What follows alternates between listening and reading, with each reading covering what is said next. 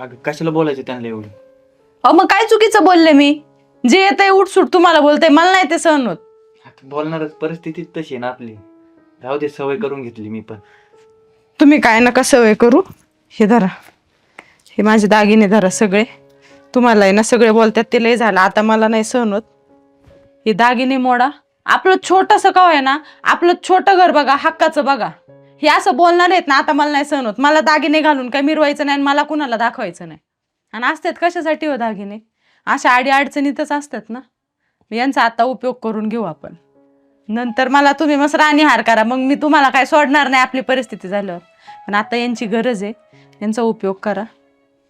आणि असं कुणाचं ऐकून घ्यायची गरज नाही. आणि तात्यांचं काय मनाला लागलं असेल ना, मी माफी मागते तुमची. नाही किती झाले तरी वडील येतो माझे, ते काळजीपोटी बोलले, पण त्यांना तुम्हाला दुखवायचा काहीच हेतू नव्हता. तुम्ही टेन्शन घेऊ नका, काही काळजी करू नका. आपली परिस्थिती आपण बदलू, दोघं मिळून बदलू.